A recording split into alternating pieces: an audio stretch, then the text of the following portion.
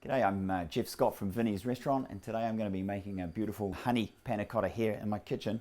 I've chosen to use some beautiful Clover honey, Airborne Clover honey, and I've chosen that because it's got a fantastic mild flavour and it's perfect for the honey panna cotta. The first thing you're going to need to use to make a panna cotta is some leaves of gelatine. These are really important because this is what helps the panna cotta set, and you can find these at the supermarket. So they're very, very thin, and for this recipe you're going to need 2 leaves of gelatine. And the way to work with this is just to put it into some cold water. So plunge that in to a little tub of cold water and let that soak for about 2 or 3 minutes. So the next step is to make the panna cotta mixture, and for that you're going to need a cup of cream and half a cup of milk. And that goes into the pot.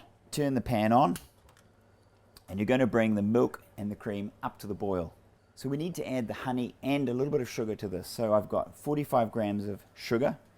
And for the Clover honey, what I'm going to do is just add 4 tablespoons of honey, and I dip my tablespoon into some hot water, and that just makes it much easier to measure out. 1, 2, 3, and the honey just slides straight off the spoon. You get a nice accurate measure, and there we are, all ready to go. Bring that up to the boil, give it a stir, and then we'll add the gelatine to the hot cream, honey, sugar and milk mix. So with this, a nice accompaniment or something to have on the side with the panna cotta, and it goes beautifully with honey, is some fresh fruits. I've got a little bit of rhubarb from the garden, and what I'm doing is just gently stewing that down with a little bit of sugar, a little bit of water, and a touch of vanilla bean in there as well. Let's see how this is coming on.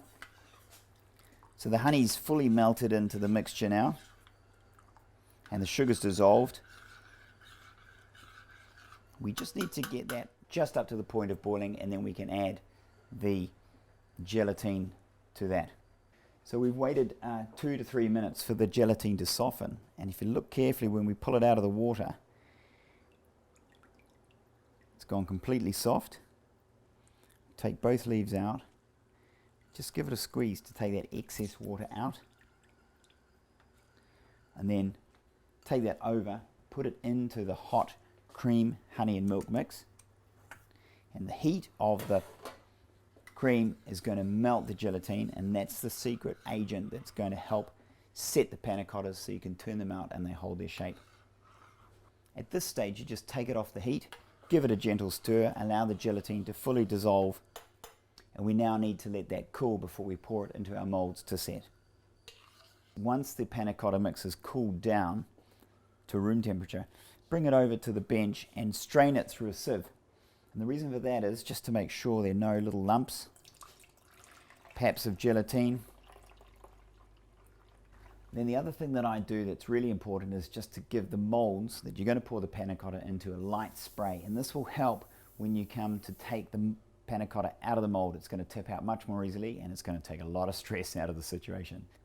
Those little bubbles there, sometimes they'll just pop out, otherwise just scoop them off, and then you're ready to go.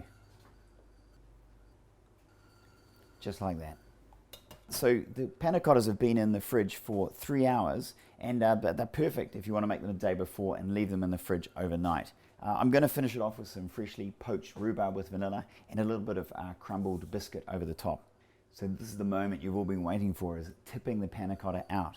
So one technique that I use is to use a small knife, tip the panna cotta on its edge just a little bit and create a little bit of a air gap on the side. You can see the knife is just allowing the air to get in here,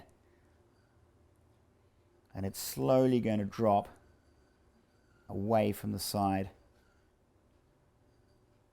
of the mold. What I'm doing is carefully turning the panna cotta mold round so that the air is getting all the way in between the side of the mold and the actual panna cotta. Now I can see it's quite loose, it's ready to go. I've got my bowl here ready, and I'm going to pick that up and bring the panna cotta as close as I can to the bowl and let it drop in very gently, and there it is. So if I'm doing a dinner party at home for 5 or 6 people, I'd get all the panna cottas out onto the bowls or the plates to that stage. Once that's all done, then it's a very simple matter of just finishing off with a little bit of the fresh fruit and some garnish. And today I'm just going to use a little bit of crunchy homemade biscuits. First of all, we've got the poached rhubarb, simply cooked in a little bit of sugar and water and some vanilla. I'll spoon some of that around the side of the panna cotta.